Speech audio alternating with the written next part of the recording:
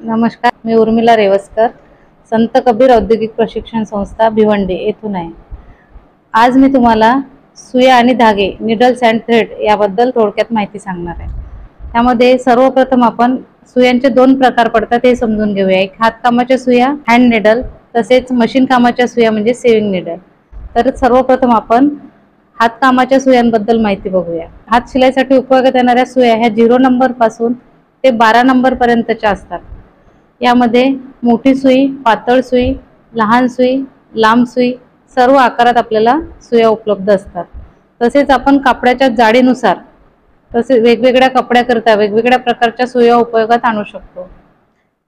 सुईचा आकार एकसारखाच असतो, फक्त त्याची लांबी कमी किंवा जास्त असते। तर त्याच्या दोन प्रकार आपण बघूया। नंबर 1, लांब नाकाची सुई। हिचा उपयोग विणकामासाठी केला जातो। काही लांब नाकाच्या सुया लेडीज ड्रेसवर नक्षीकाम करण्यासाठी किंवा भरतकाम विणकाम करण्यासाठी सुद्धा वापरल्या जातात। तर नंबर 2 येते टेपेस्ट्रीची सुई। ही सुई मोठी असून साईज मध्ये लहान असते। साधारणपणे 2.5 इंच पर्यंत लांबीची ही सुई आपल्याला उपलब्ध असू शकते। ही सुई नाकाकडे गोल असते। प्रामुख्याने स्वेटर शिलाईमध्ये किंवा मॅटच्या विणकामासाठी या सुईचा उपयोग केला जातो। नंबर 3 येते मोठी सुई। ही सुई 0 ते 2 नंबर पर्यंत आपल्याला उपलब्ध असू शकते। सुई थोड्या प्रमाणात मोठी असते, तसेच याचे टोक एकदम शार्प असते। ही सुई जूटच्या शिलाई कामाकरता उपयोगात आणली जाते। तर आता आपण साधारणपणे हात शिलाईसाठी उपयोगात येणाऱ्या सुया तसेच याचे वेगवेगळे नंबर आणि त्याचा वेगवेगळा उपयोग बघूया। या विविध ट्रेडमार्क मध्ये सुद्धा आपल्याला मिळतात, परंतु सध्या मार्केटमध्ये पोनी ब्रँडची सुई सर्वाधिक चांगली समजली जाते। यातील 0 ते 2 नंबरची सुई जाड कपड्यासाठी, उदाहरणार्थ चटईचे धागे शिवण्याकरता उपयोगात आणतात। तसेच कॅनव्हास पासून तयार होणाऱ्या बॅग, सूटकेस यासाठी सुद्धा ह्या शिलाईचा उपयोग केला जातो। तसेच 4 ते 5 नंबरची सुई ही काजे बनविण्यासाठी वापरतात।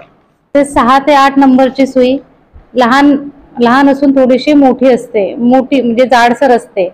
तिला नाटी सुई सुद्धा म्हणतात। ती जीन्स, टसर ह्या कपड्यांना हेमिंग करण्यासाठी, हात शिलाई टाकण्यासाठी वापरतात।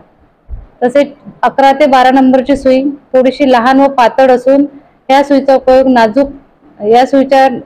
नाजूक कपड्यावरती विणकाम, नक्षीकाम किंवा त्यासाठी हेमिंग करण्यासाठी सुद्धा आपण वापरू शकतो। त्यानंतर आपण सुईची बनावट आणि रचना थोडक्यात समजून घेऊया।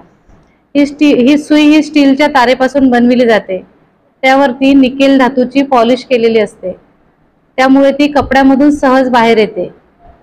मुख्यतः कामात येणाऱ्या सुई 3 सेंटीमीटर ते 3.5 सेंटीमीटर लांबीची असते।